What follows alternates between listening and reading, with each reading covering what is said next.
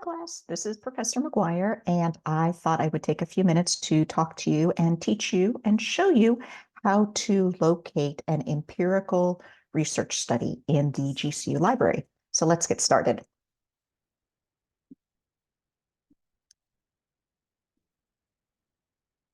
All righty. So it can be kind of challenging to try to find articles, but I think I have some tactics and strategies that might help you. So first of all, quick reminder, what is it that makes up an empirical research study? So I've shared with you before the empirical research checklist. And so this is really important to go through it, making sure that the articles that you're finding have all of these different components in them. And if they don't, then they're not empirical. So empirical means that it's a research study, and that means that the authors have actually conducted some kind of study.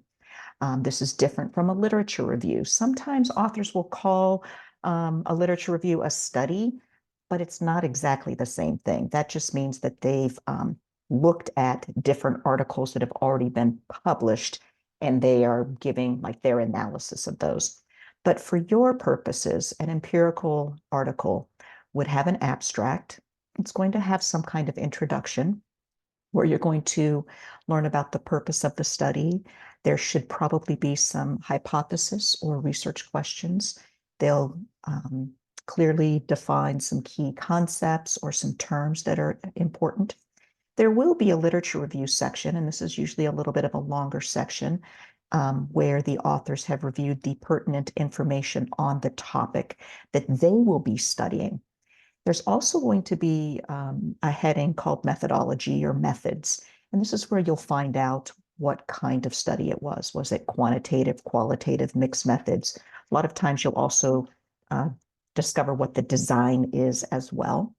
There'll be a data collection section where there's the sample population, what kind of procedures the authors went through, the tools that they used to collect the data, what kind of instruments were they doing, interviews, questionnaires, focus groups. Then there's going to be a section on data analysis. How did they analyze the data?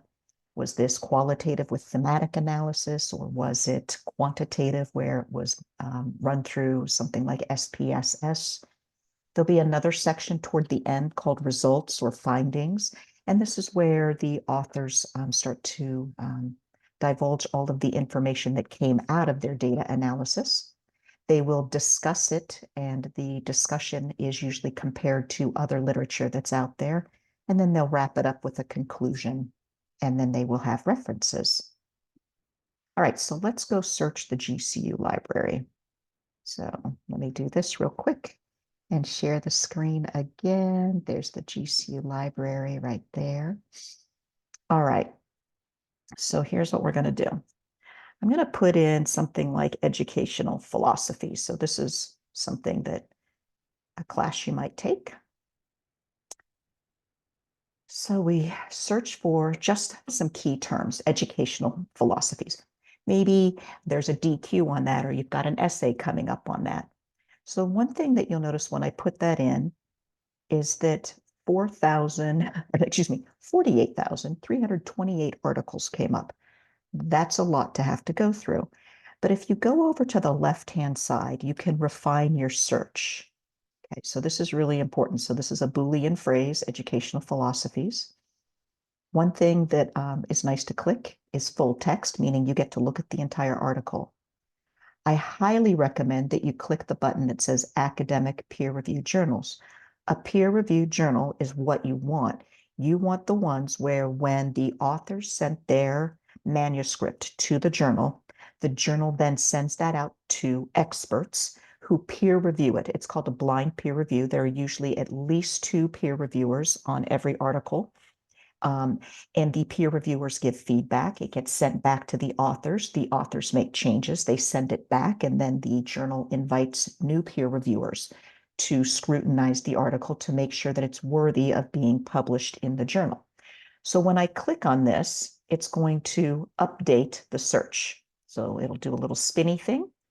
Now you'll notice that it is now down to 32,000. Still, I think that's a lot. To make it current, continue scrolling over to the left, and you'll notice over here that you can change the date range. When I say current, I mean like in the last 5 years published. So let's just go with 2020 to 2024. Now it's going to update it. Now we're down to about 6,000, actually almost 7,000 articles, but this can get us started. So let's just look at this. So the first one that came up has the keyword. We see our words in here in the title, educational philosophy. We see it in this second one. I'm kind of looking at this title and I think, wow, that's interesting. I'm interested in maybe seeing how educational philosophy might come into play with social justice. So what I'm going to do is I'm going to hover over this little symbol over here where it looks like a paper or a journal article with a magnifying glass. And what's really cool is you can just hover there and you can look at the abstract. So it gives me a little idea of what this is. I don't even need to open the article. I can just hover and I can see it's talking about inequality, injustice in education. It has a theory of justice. So that looks interesting. Now, if I look here, it says this paper explores. So maybe this is empirical, maybe it's not. So what I'm interested in it, so I want to go a step further. So I'm going to click on where it says PDF from the publisher. And I want to view the PDF. And this is where you just have to skim and scroll. So you know what the parts are for an empirical study. So let's start scrolling to see if they have them. Well, it's got an introduction and an abstract, but most articles do.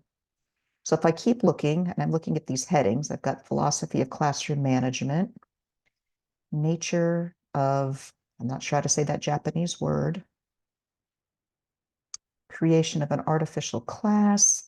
I'm scrolling. I'm not seeing anything about methodology. I don't see anything about data collection, data analysis. So while this article is probably scholarly, I don't think that this is empirical because it doesn't have the components to an empirical study. So I'm going to click out of this one. Let's see here. Click back out of that. I'm going to go back to my list in the GC library. So this second one, educational philosophy of primary school candidates in Turkey. Hover over that little symbol. It says every teacher has a philosophy that affects their education practices and approaches. This has some promise. Got some words like curriculum, explore the philosophy adopted by teacher candidates. Ooh, look, this qualitative study explored. Wow, I'm pretty sure that this is empirical because it tells me what methodology they used. Let's see if I can get the full text here. Download the full text. I'm going to scroll. All I'm going to do right now is just scroll to see if it's got the parts. Abstract and introduction. Ooh, there's that lit review. Look at this. These are some really good ones. Idealism, realism, pragmatism, existentialism. Okay, perennialism. Wow, progressivism. This looks like a really good article, but I need to make sure, does it have all of the parts? There we go. Look at that. Research methodology. It's a qualitative research design. They tell me about this design. I can see the participants in this study. There are the instruments. How did they analyze the data? They've got their results. And those results keep going. And here's that discussion. Woot woot. Think we found one. And then we've got the conclusion. All right. So now that quick scrolling tells me that this article might be worth a second look. So that's something that I might look at to see if it would fit, say, my DQ or my essay. Let's look at this next one, number 3. So I'm going to just hover over that. That one didn't give me much as far as an abstract, so I'm not going to bother. I don't have the time. So that's one thing I would do. How quickly can you do things like this? So you want to think smarter, not harder. Now this says in this study, so they say study, but I want to make sure if I keep reading, I can see, oh, they used a correlational research design, definitely a research study that makes it empirical.